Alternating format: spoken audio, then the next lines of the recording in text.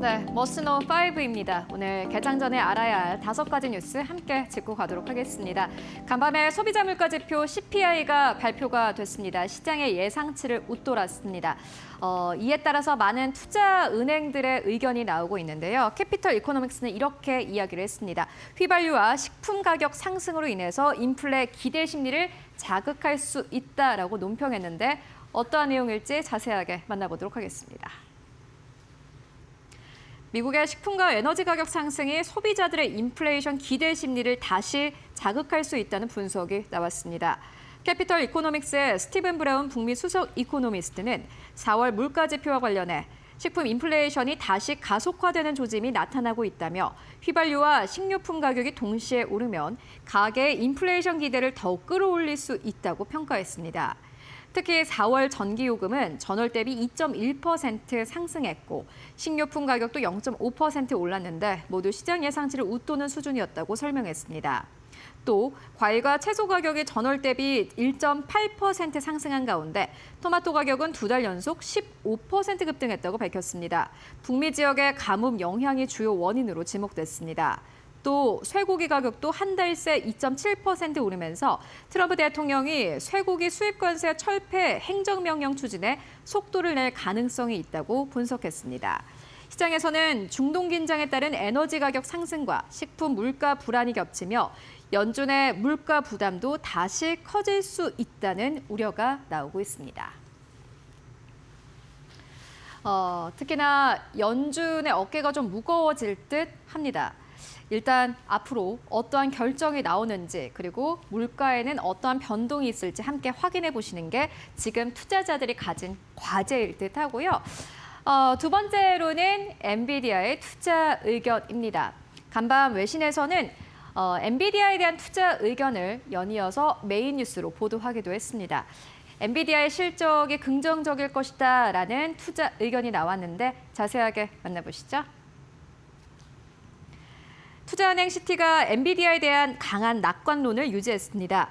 시티는 엔비디아에 대한 투자 의견 매수와 목표 주가 $300를 재확인했습니다. 이는 전일 종가 대비 약 37%의 추가 상승 여력이 있다는 의미입니다. 시티증권은 오는 20일 예정된 엔비디아 실적 발표를 앞두고 매출이 약 $800억 기록할 것으로 전망했습니다. 이는 시장 예상치인 $786억 웃도는 수준입니다. 시티는 특히 AI 확산에 따른 데이터 센터 투자 확대에 주목했습니다.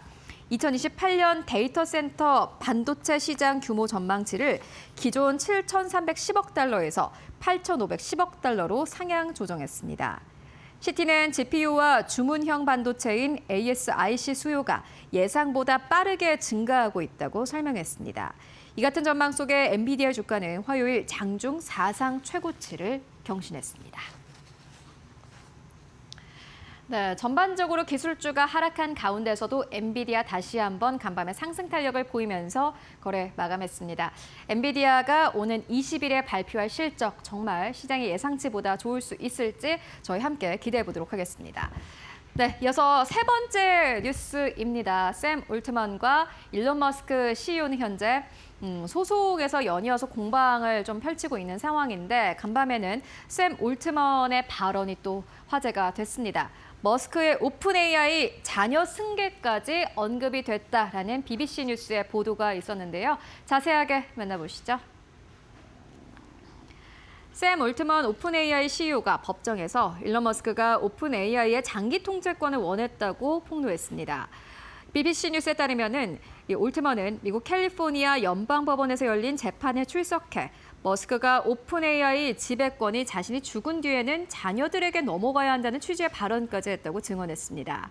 올트먼에 따르면 머스크는 오픈 AI 설립 초기 회사의 영리법인 전환을 지지했으며 이사회 장악과 CEO 취임, 심지어 테슬라 자회사 편입 방안까지 제안한 것으로 나타났습니다. 하지만 올트먼과 공동 창업자들은 AGI, 즉 범용 인공지능을 특정 개인이 통제해서는 안 된다고 판단해 이를 받아들이지 않았다고 밝혔습니다. 올트먼은 머스크에게 통제권을 넘기는 것이 매우 불편했다며 오픈 AI를 만든 이유 자체가 어느 한 사람이 AGI를 지배하지 못하게 하기 위한 것이었다고 말했습니다. 현재 머스크는 오픈 AI가 비영리 조직 취지를 훼손했다며 소송을 진행 중입니다. 네, 관련된 뉴스 계속해서 어떻게 나오는지를 잘 확인을 해보셔야 될 것 같습니다. 오픈 AI IPO를 앞두고 있는 굉장히 중요한 사안이다라고 외신들은 논평을 하고 있는데요. 계속해서 뉴스 팔로우업 해드리도록 하겠습니다. 이어서 네 번째 뉴스 함께 만나보시죠. 네, 월스트리트 저널의 단독 보도였습니다. 최근에 미국에서는 데이터 센터 설립을 앞두고 많은 빅테크 기업들이 경쟁이 치열한 상황입니다. 그런데 우주에도 데이터 센터를 만든다라는 보도가 나왔는데요. 자세하게 만나보시죠. 구글과 스페이스X가 우주 데이터 센터 구축을 위한 협상을 진행하고 있다고 월스트리트 저널이 보도했습니다. 월스트리트 저널은 구글이 지구 궤도상 데이터 센터를 구축하기 위해 스페이스X와 로켓 발사 관련 계약을 논의하고 있다고 전했습니다. 이번 계약이 성사되면 양사는 데이터 센터를 지상을 넘어 우주로 확장하는 경쟁에서 앞서 나갈 수 있게 됩니다.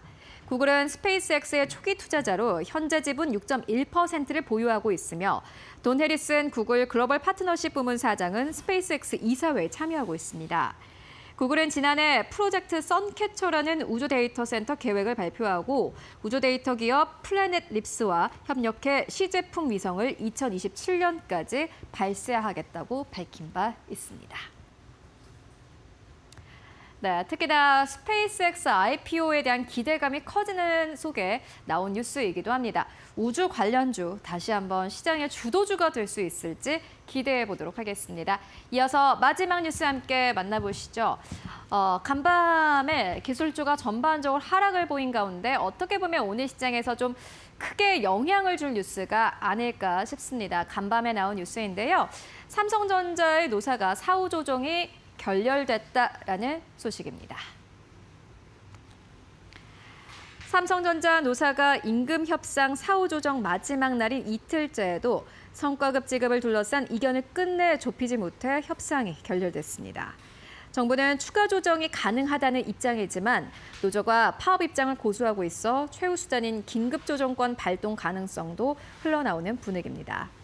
삼성전자 노사는 정부 세종청사 중앙노동위원회에서 2026년 임금 협약 체결을 위한 2차 사후 조정 회의를 열었으나 12일 오전 10시부터 오늘 새벽 3시까지 17시간에 걸친 논의에도 끝내 합의에 이르지 못했습니다. 네, 기술주 쪽으로 일단은 좀 우려가 나오고 있습니다. 이런 가운데 또 나온 뉴스이기 때문에 오늘 시장의 영향 함께 체크해 보실 필요가 있겠습니다. 네, 지금까지 머스트 노우 5 함께 알아보고 왔습니다.